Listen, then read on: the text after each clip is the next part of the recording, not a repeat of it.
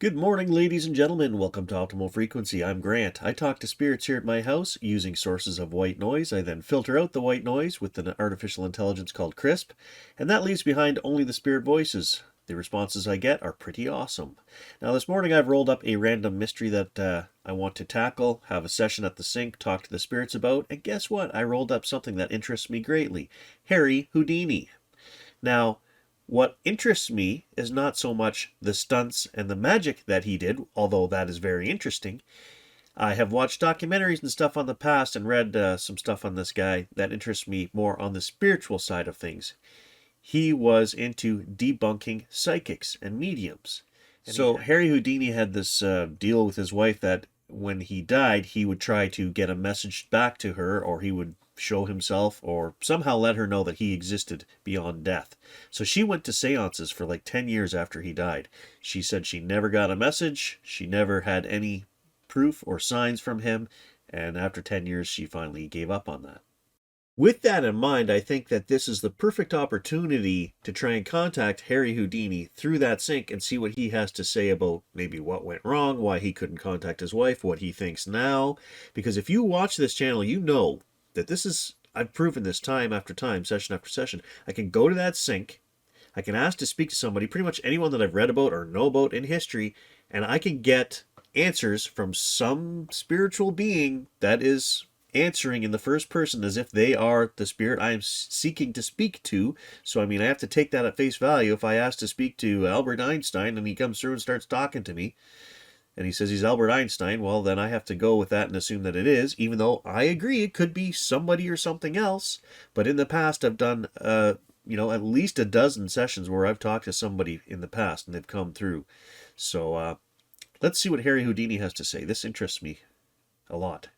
Stay tuned.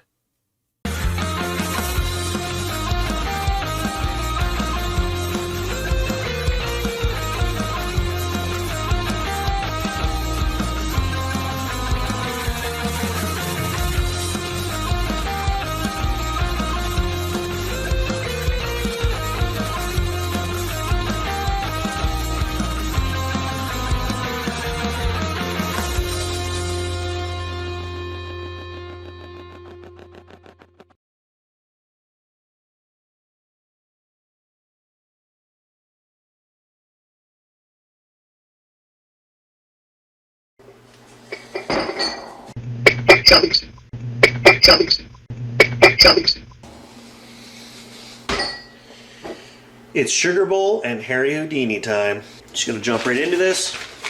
I got all my questions here, a couple pages, and I've asked if Harry Houdini and his wife Bess could come through.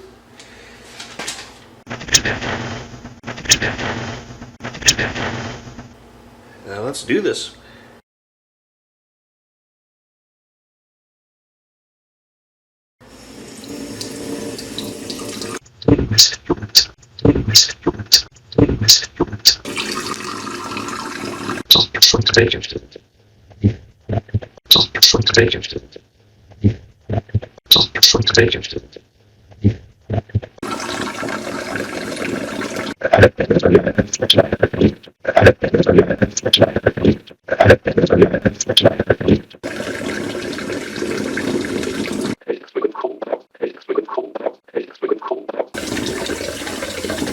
Good morning, spirits. I hope all is well. Did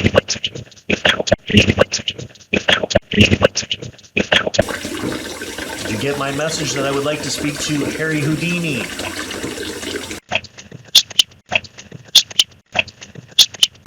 So the thing that interests me is that I have this feeling that Harry Houdini maybe did have some psychic ability and possibly knew he was going to die at an earlier age, and that's what drove him to find out about these psychics and mediums, drove him to debunk it, because he actually had a need to find out for himself if it was real or not.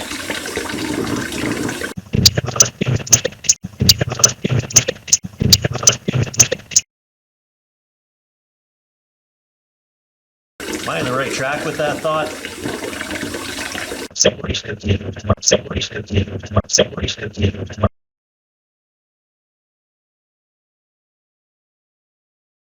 Harry Houdini, born Eric Weiss, March 24th, 1874 to October 31st, 1926, was a Hungarian-born American escape artist, illusionist, stunt performer, and mysteriarch, noted for his escape acts. He first attracted notice in vaudeville in the United States and then as Harry Handcuff Houdini on a tour of Europe where he challenged police forces to keep him locked up. Soon he extended his repertoire to include chains, ropes, slung from skyscrapers, straitjackets, underwater, and having to escape from and hold his breath inside a sealed milk can with water in it.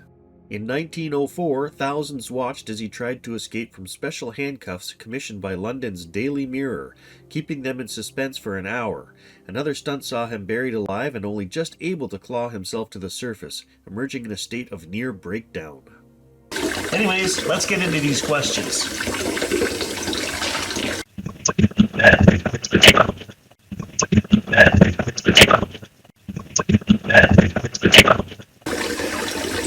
Hopefully Harry Houdini is here and he can answer some of these questions.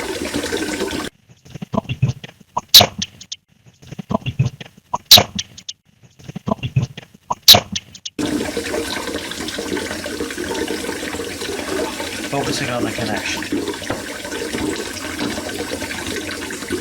Is the water good?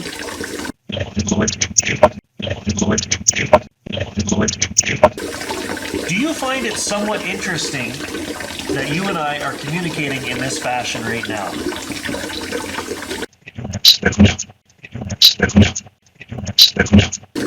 If you had to come back to Earth, would you live the life of an escape artist again?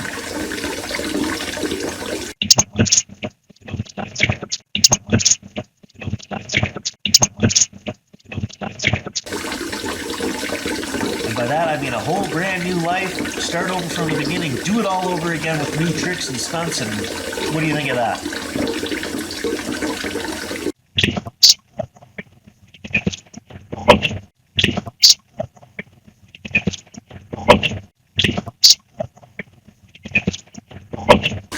And whether you said yes or no, I'm not sure. I won't know till I analyze it, but can you tell me why you answered the way that you did?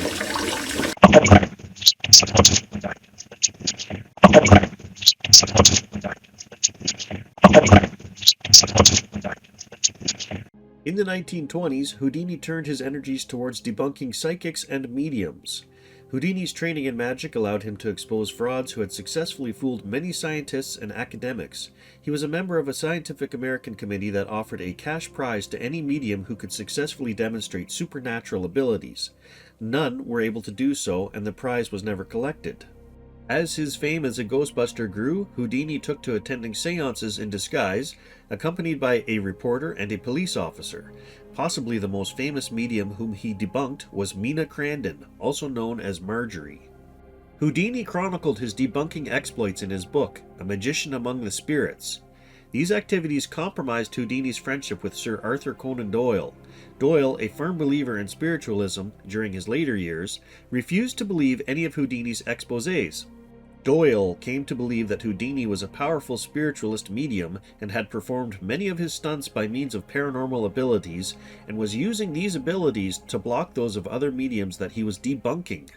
This disagreement led to the two men becoming public antagonists, and Sir Arthur came to view Houdini as a dangerous enemy. What was your driving need to debunk the psychics and mediums?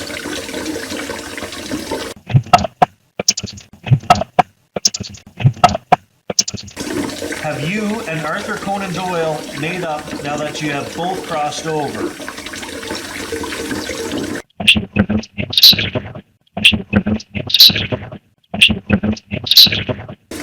Were there any psychics or mediums that were real and you hurt their careers or public image?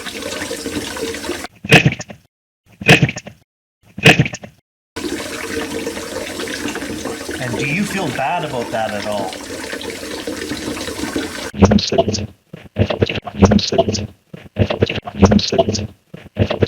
Before Houdini died, he and his wife agreed that if Houdini found it possible to communicate after death, he would communicate the message, Rosabelle Believe, a secret code which they agreed to use. Rosabelle was their favorite song.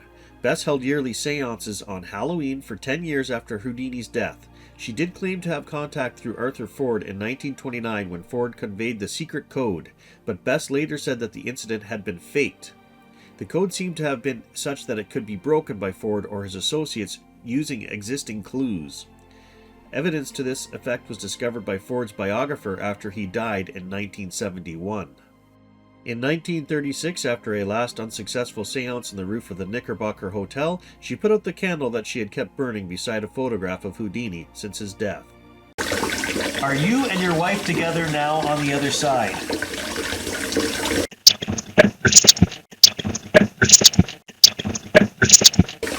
I'm sure you tried to send messages to your wife while she held her seances. How come she never got those messages?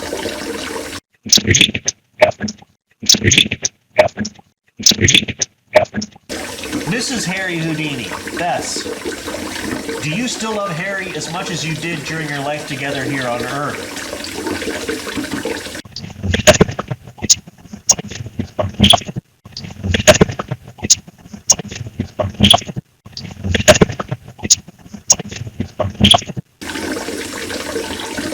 Had this impression/feeling that you guys had a real deep love for each other.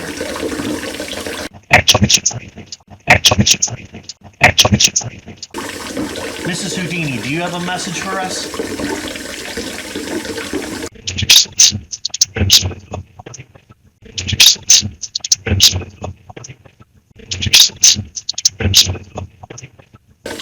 Harry, can you tell us a secret that no one knows about one of your escape acts?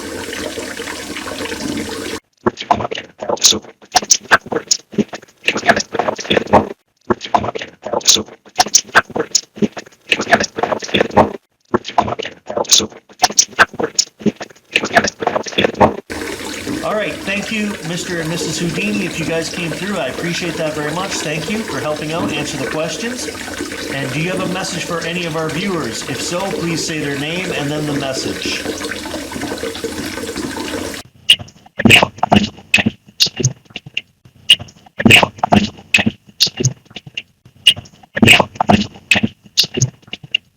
Alright guys, I would like to thank you all again for coming through today, helping me out with the Harry Houdini session.